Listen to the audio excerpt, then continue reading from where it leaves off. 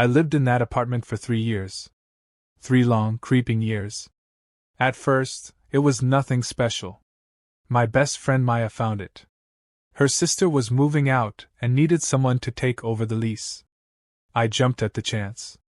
Back then, I was desperate to get out of my ex-husband's mom's house. We both were. So we took it. No questions asked? The layout was simple. Second floor. Kitchen on the right as you walked in, open to a small living room.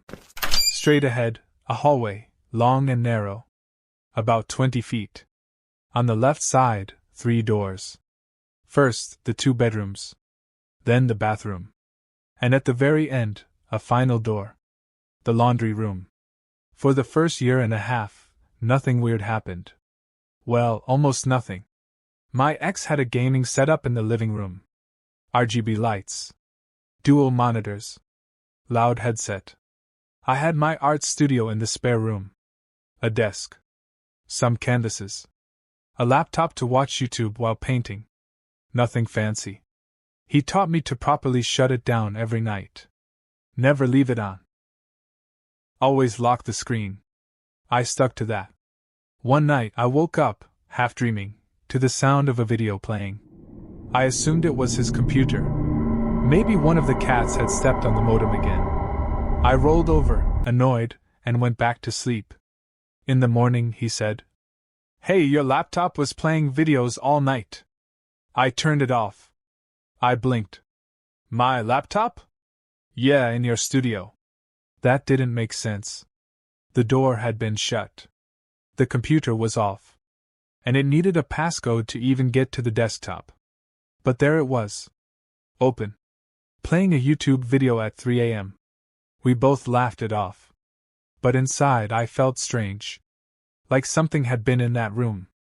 After the divorce, he moved out. Took the cats. Left the furniture. Left me. Just me and Luna now. My Great Dane. Sweet girl. Loyal. The kind of dog who snores like a chainsaw but never leaves your side. She always slept in the bedroom with me. Always. And I never felt alone with her. But I did feel watched. Not all the time. Just in certain places. Mostly, the hallway. That hallway was wrong.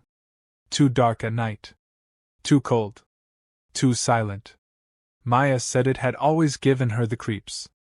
Even when her sister lived there. Her sister swore nothing ever happened. But I wasn't so sure. Then came the smell. Cigarettes. Not fresh smoke. The stale kind. Yellowed. Dead. The kind that clings to old furniture and old ghosts. I don't smoke. Maya's sister didn't smoke. But sometimes, I'd walk in and it would hit me like a wall. Other times, it crept in from the laundry room. I cleaned. Sprayed. Checked the vents. Nothing. No explanation. Except one. Something, or someone, had never left. 6 months later, I met Alex. Kind. Patient. Didn't think I was crazy. He started staying over. Especially on nights I didn't feel safe. Which was most nights. I started hearing noises from the kitchen. Rattling. Like dishes moving. Once I swore I heard footsteps. I started locking my bedroom door. But nothing compared to what happened that one night. It was 2 a.m. Dead quiet. Luna jolted up, growling.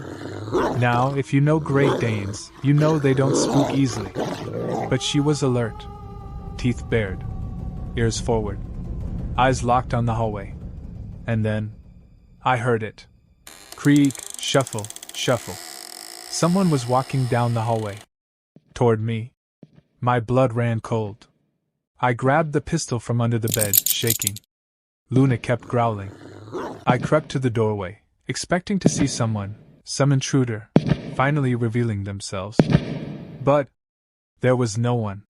Nothing. I checked the apartment. Doors. Windows. Closets. All locked. All empty. At least. I hoped they were. Alex didn't see much. But he felt it. Sometimes he'd wake up sweating. It felt like someone was in the room. He whispered once. Other times, he'd stare at the ceiling, wide-eyed. I heard whispering, he said. From the hallway. I'd heard it too. Soft. Muffled. Like a conversation. Except there was only ever one voice. And it wasn't mine. One morning, I stepped into the hallway and tripped. Over a spoon. Cold. Clean. Sitting right there in the middle of the floor. I picked it up. Put it back in the drawer. The next day, same thing. Same spot. Same spoon. It was like someone was playing with me. One morning, I went downstairs to get the mail. Angelo, the restaurant owner, was locking up. He asked, "You moving?" I nodded. "Good," he said. "Did you ever see anything up there?" I blinked. "What do you mean?" "Things you can't explain. Voices. Shadows." I told him everything. He nodded. "We've seen stuff in the restaurant too. Cans flying. Mirrors. Cold spots." Then he looked at me and said, "The tenant before Maya's sister? He used a Ouija board in your unit." It all clicked. I wasn't crazy. Something had been invited in. And it never left. My last week there, things peaked. I was in bed. Alex was brushing his teeth. Luna walked in. "Good night, Luna," I said. A moment later, Alex stepped into the bedroom. "Who were you talking to?" he asked. "The dog." He paused. "I heard it twice," he said. Two voices said good night. We didn't speak the rest of the night. On a move-out day, I stood at the door one last time. The hallway behind me was dark. "Still," I said. "I'm leaving now. I don't know why. But I swear." Something whispered back. Finally, I shut the door. And never looked back.